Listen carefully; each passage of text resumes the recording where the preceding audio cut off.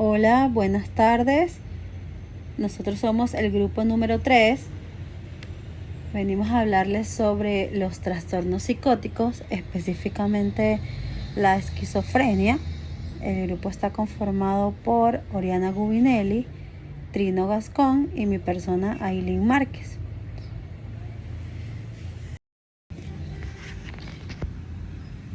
Vamos a comenzar este tema hablando sobre qué son los trastornos psicóticos.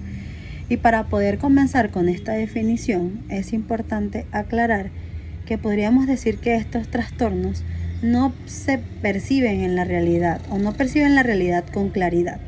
Estos pueden producirse tanto delirios como alucinaciones.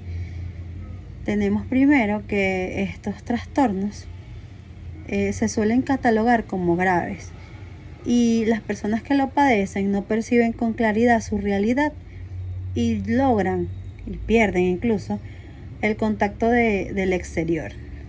Si damos un ejemplo, pueden pensar en alguien que puede leer los pensamientos o percibe que alguien lo está persiguiendo constantemente.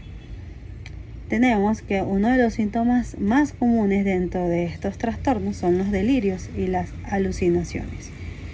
Cuando nos vamos un poquito a buscar cuál es la diferencia entre alucinaciones y delirios, tenemos que esta palabra la suelen utilizar con mucha frecuencia, pero a veces no logran distinguir una de la otra. Por eso es importante y queremos definirla.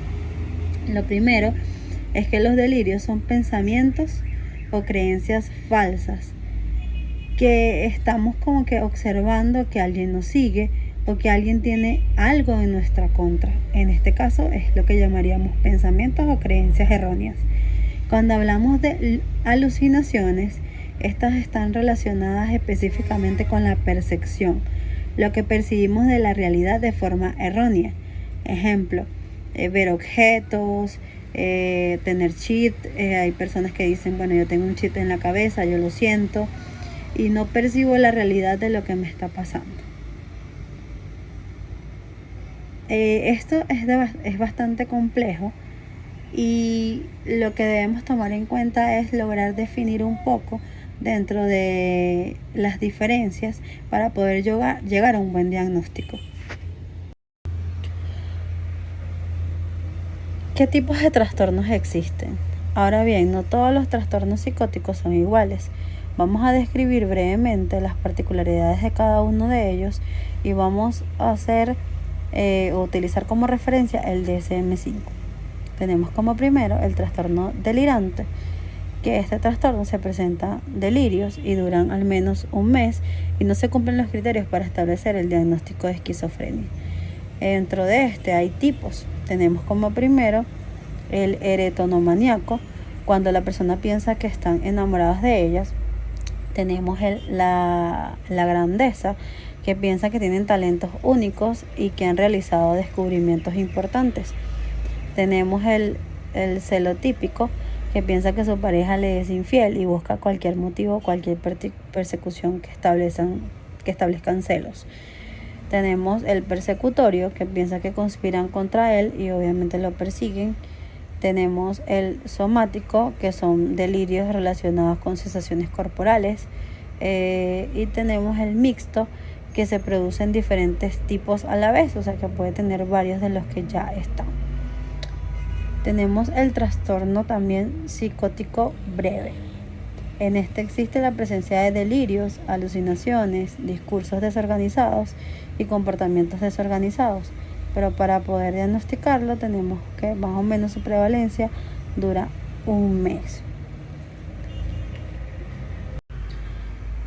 Tenemos el trastorno esquizofreniforme, que su duración también es de un mes y puede producirse de dos a los más siguientes síntomas, que serían primero delirios, alucinaciones, discurso desorganizado, comportamiento desorganizado y síntomas negativos. La duración de este trastorno es entre 1 a 6 meses. Cuando nos referimos a síntomas negativos, tenemos que hay expresión reducida de las emociones, pobreza del habla, disminución de la capacidad para expresar placer, la falta de sociabilidad, Entonces esto nos lleva por lo menos a ver más allá los síntomas negativos. Otro de los trastornos es el trastorno esquizoafectivo, que es un tipo de trastorno psicótico donde se predominan los síntomas afectivos y aquí puede ocurrir un episodio depresivo o maníaco que concuerda también con el criterio de la esquizofrenia. En este caso también pueden aparecer delirios y alucinaciones. Cuando hablamos de otro de los trastornos que se da, son los trastornos psicóticos inducidos por sustancias o medicamentos o enfermedades médicas. Se dice también que una de las causas son estas. Estos trastornos psicóticos pueden ser causados por drogas o medicamentos y además también originados por enfermedades médicas. En este caso, cuando hablamos de las sustancias, podríamos decir que el alcohol, el consumo de drogas como cannabis, alucinógenos, anfetaminas, estimulantes, cocaína, y otro tipo de drogas. Entonces aquí tenemos como un pequeño resumen más o menos de estos trastornos y ahorita vamos a proceder a hablar sobre la esquizofrenia. Cuando hablamos de la esquizofrenia, primero vamos a apartar un poquito todo lo que tiene que ver con estos trastornos psicóticos y tenemos que el espectro de la esquizofrenia y estos otros trastornos se caracterizan por la presencia, como lo había dicho anteriormente, de delirios y alucinaciones. Y para poder diferenciar cada uno de ellos es importantísimo entender las características más notorias de cada uno de ellos y los criterios de su tiempo, sobre todo en el tiempo que se llevan cada uno. Por ejemplo, el trastorno esquizoafectivo predominan los síntomas afectivos y el psicótico breve es una duración que no puede ser mayor a un mes, mientras que la esquizofrenia tiene que ser una duración por lo menos de 6 meses. Es importante destacar que los trastornos existen una alta tasa de suicidios y que es importante contar con el tratamiento adecuado para minimizar los riesgos de los mismos. Y la intervención en este caso es una de las cosas que más se tiene que hacer, pero esto lo vamos a hablar un poco más adelante. Acá ya vamos a comenzar a hablar un poco más de lo que es la esquizofrenia y como vemos es un trastorno mental caracterizado por la existencia o la pérdida del contacto con la realidad, en este caso lo llamaremos psicosis, y alucinaciones. Por lo general consisten en oír voces o falsas creencias que se afirman dentro de los delirios, alteraciones del pensamiento, de la conducta, reducción de la expresión emocional, disminución de la motivación, el deterioro de la función mental en la parte cognitiva, los problemas para desenvolverse en la vida cotidiana, incluyendo el deterioro también en el trabajo y las relaciones sociales y el cuidado de uno mismo. Cuando hablamos de los síntomas, estos pueden aparecer tras un episodio, desencadenarse o empeorarse a partir de acontecimientos que han pasado estresantes en la vida de la persona, como perder un trabajo, una relación romántica, el consumo de drogas, y esto puede llevar a empeorarlos. Para poder tener los síntomas de la esquizofrenia, los vamos a agrupar en 4 principales. Tenemos como primero los síntomas positivos, tenemos como segundo los síntomas negativos, tenemos como tercero desorganización y como último el deterioro cognitivo. Los afectos pueden presentar síntomas de cualquiera de los estados en todas y cada uno de ellos.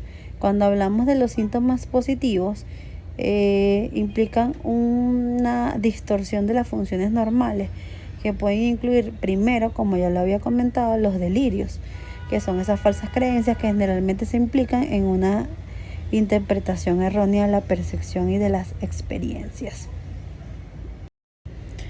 Nuevamente, las alucinaciones, que implican oír, ver, saborear, notar físicamente cosas que no están y que no se perciben, y estas pueden ser auditivas, visuales, hasta de tacto. Cuando hablamos de los síntomas negativos, tenemos que los síntomas negativos es la disminución o pérdida de funciones normales también, y en estas, como lo había comentado anteriormente, es la expresión reducida de las emociones, que implica la muestra de poco o nada de las emociones y el rostro carece de movilidad. Las personas mantienen contacto visual escaso, no utilizan las manos en la cabeza, no hacen énfasis, o sea, no establecen ningún tipo de patrón emocional. Tenemos la pobreza del habla, que se refiere a la existencia y la disminución de la productividad del lenguaje, y las respuestas a las preguntas son ilógicas o pueden establecer en respuestas una o dos palabras, o sea, súper escasez al momento de expresarse. Tenemos también la disminución de la capacidad de placer, que las personas muestran poco interés en relaciones anteriores o actividades con relaciones sexuales o cualquier tipo de relaciones en este caso, porque no tienden a no sentir placer. La falta de sociabilidad, que es la misma ausencia del interés a relacionarse con los demás. Cuando hablamos también de otros síntomas, que serían en este caso los negativos, a menudo se encuentran asociados a la pérdida general de la motivación o a otros objetos. Pierden el propósito. Ahora bien, cuando hablamos de otro de los síntomas, que es la desorganización, tenemos que en este caso se pierde la parte del pensamiento y el comportamiento. Uno de los puntos acá sería el trastorno del pensamiento, que se refiere a la desorganización del mismo, que manifiesta a través de la coherencia del lenguaje o los cambios constantes de un tema a otro. El comportamiento extravagante, que puede adoptar una forma de tonterías, agitaciones o higiene o conductas totalmente inapropiadas, llevando un extremo al otro, exagerando una situación, una postura rígida o una fuerza excesiva. Yo no sé si en algún momento ustedes vieron una película que esta persona como que tenía varias personalidades y se convierte como en una bestia. O sea, adoptó una posición totalmente extravagante de su comportamiento. Bueno, otro de los síntomas que están acá es el deterioro cognitivo. En este deterioro se refiere a la dificultad para concentrarse, recordar, organizar, planificar o resolver problemas. Algunas de las personas son incapaces de concentrarse en algo como leer, ver una película, un programa de televisión, cualquiera de este tipo de cosas. Y bueno, como le había comentado, pues el alto grado de suicidio tras todo este deterioro en la parte de la esquizofrenia es alta, alrededor del se dice que entre el 5 al 6% de las personas con esquizofrenia se suicidan, o por lo menos intentan hacerlo.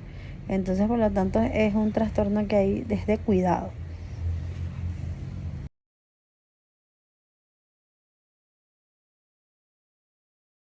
Delirios, alucinaciones o comportamiento errático, y tienen la capacidad cognitiva alterada.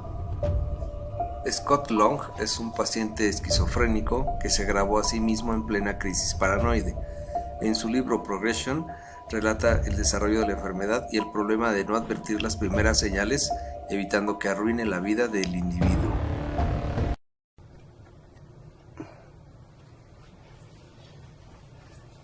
Hey everybody, hang on, this is Scott. I want to let you see what happens when I have an episode. I've just had 4 phone calls to tell me that there's people outside. And I've checked outside, there's nobody there. Obviously this probably is an episode, but if it is, I want to show you exactly what you or your kid will go through if you don't get your shit done. Get it done early for detection for any kind of mental illness. This is what life could be like. So I'll let the phone ring. This was what you did. I get out of the shower. I was in the shower. I seen 4 or 5 people looking in the mirror at me when I looked out the shower door. Seeing in the mirror people looking at me. It freaked me out. Here I am doing this for so long. I'm so tired. I'm so exhausted. You can see in my eyes. My eyes are black. Look like a skeleton. I've lost 30, 40 pounds in the past 2 months.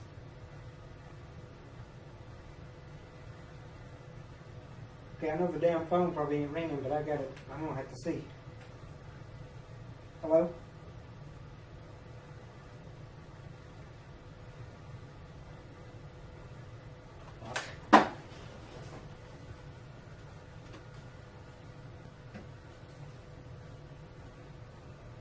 Nothing there. Come on, you can go with me. I gotta see. This is driving me up the damn wall. We'll go together. Can't believe I'm even doing this, showing somebody what a dumb fuck I am. Okay, you look. Nothing. Not a damn thing in sight. Nothing. Nothing. God damn. Right, I'm going back in. This is crazy. Luego de entender el concepto y definición de lo que es el trastorno esquizofrénico, vamos a abocarnos un poco más hacia el diagnóstico y cómo debemos realizarlo correctamente. Para ello debemos tener en cuenta que existe una gran diferencia entre el manual diagnóstico del DSM-4 y el manual diagnóstico del DSM-5.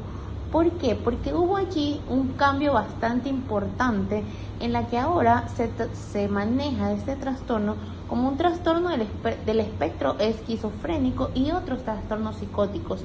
Al hacer este cambio de significado, va a cambiar totalmente la sistematización que nos va a permitir un correcto diagnóstico y a lo cual tenemos que abocarnos y entender básicamente el por qué lo hacemos, el cómo se hizo y el para qué se hizo, pues esto que nos va a permitir una correcta diferenciación y un correcto diagnóstico, puesto que no podemos emplear el manual diagnóstico que se empleaba anteriormente en el DSM-4, puesto que hubo modificaciones bastante significativas, las cuales debemos entender y manejar.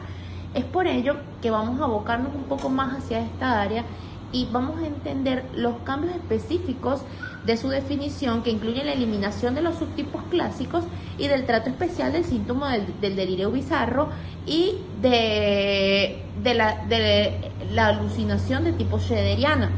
Esto lo vamos a definir un poco mejor, en la cual en lugar de encontrar subtipos, encontramos especificadores de curso que, según el síntoma predominante en el momento de la evaluación, pretenden ayudar al clínico a tomar una decisión en cuanto al tratamiento apropiado de la patología en el momento correcto.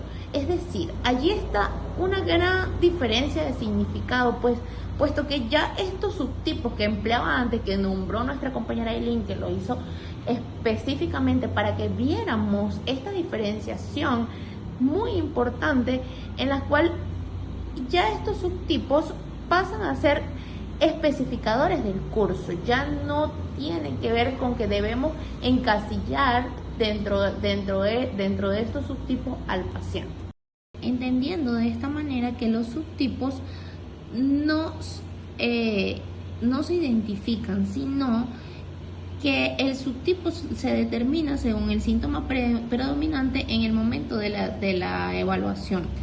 Esto es totalmente diferente a la manera en la que se venía trabajando en las versiones revisadas anteriormente. Ahora los anteriores subtipos son utilizados como especificadores con el fin de detallar un poco más del diagnóstico, tanto en la esquizofrenia como en el resto de los trastornos psicóticos, que se caracterizan por diferentes dominios patológicos, con cada uno de sus diferentes cursos, patrones de respuesta y tratamiento e implicaciones pronósticas. Ahora bien, al realizar el manual diagnóstico y estadístico de los desórdenes mentales, encontramos con respecto a la esquizofrenia que los criterios diagnósticos no varían especialmente. Es decir, la única diferencia que hay entre el manual diagnóstico anterior y el manual diagnóstico actual es que la nota marginal del criterio A, en la que indicaba que se requería solo un síntoma, ahora requiere de 2 síntomas de manera obligatoria. En el caso de que las ideas delirantes fueran extrañas o que consideraran que una voz comenta continuamente los pensamientos o el comportamiento del sujeto. o en una o dos más voces conversando entre ellas. Esta nota aparece dentro del DSM-5, excluyendo de esta manera las alucinaciones schroederianas y el delirio bizarro. Básicamente, como podemos observar en la diapositiva, tenemos estos cinco típicos síntomas característicos, que son las ideas delirantes, las alucinaciones, el lenguaje desorganizado, el comportamiento catatónico o gravemente desorganizado, y los síntomas negativos que explicó nuestra compañera Eileen. Ahora bien, necesitamos de la revisión de dos o más de estas características para poder realizar un correcto diagnóstico. Anteriormente no se necesitaban dos, sino que se necesitaba solo uno.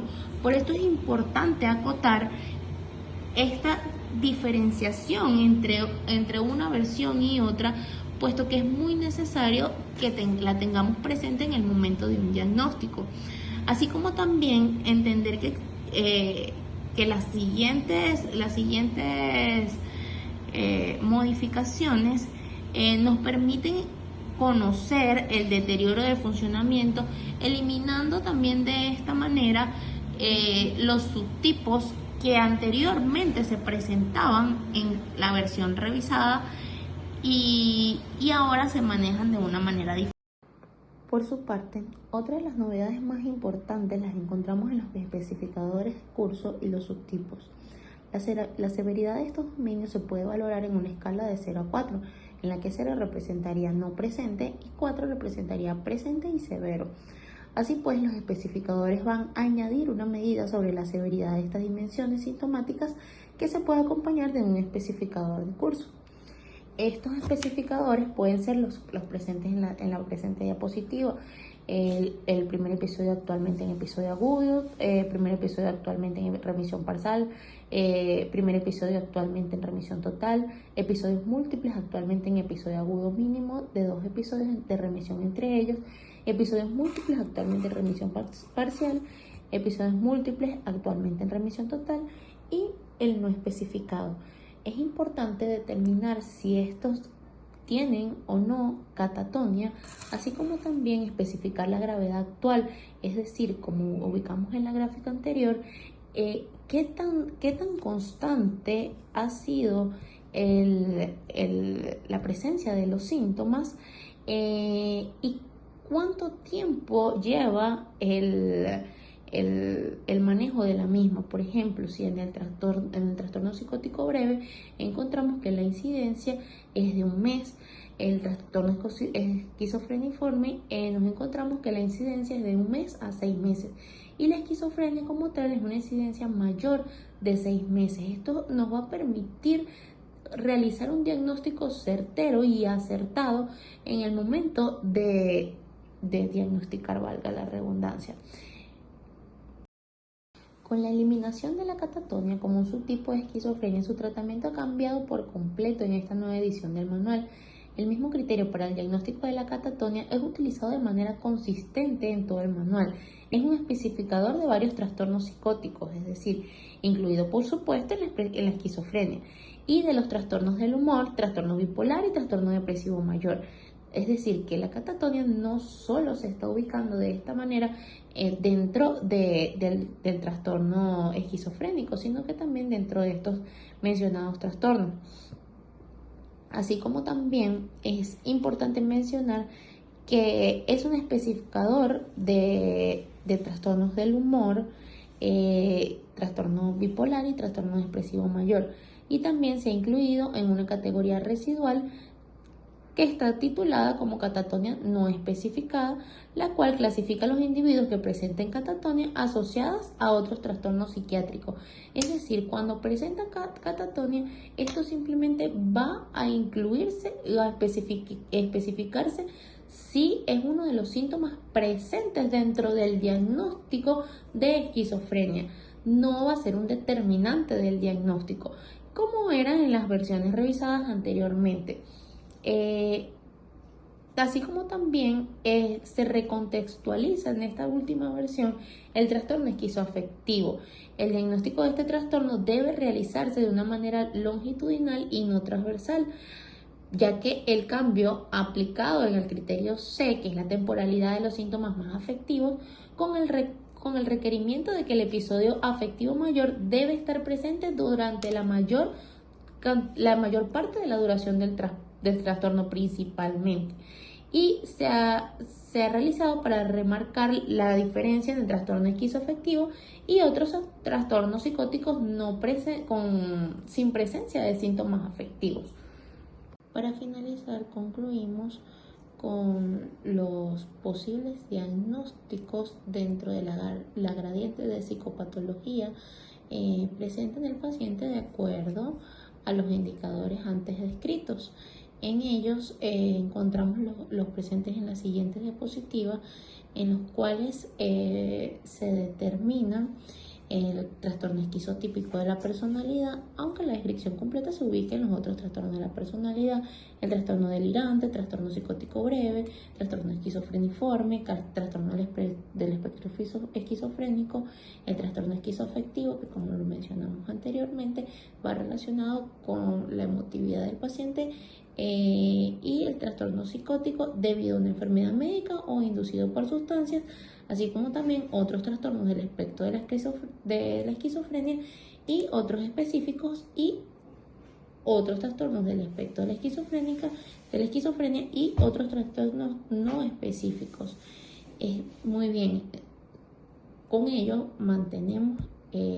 utilizamos el diagnóstico y los indicadores de curso empleados anteriormente, todo bajo lo comentado anteriormente, la corresponsabilidad de los síntomas de acuerdo a la presencia de 2 o más síntomas de delirio, alucinaciones, discurso desorganizado, comportamiento muy desorganizado o catatónico y síntomas negativos, recordando de esta manera que ahora se maneja la catatonia como una sintomatología y no como un tipo de esquizofrenia que era lo que se hacía anteriormente.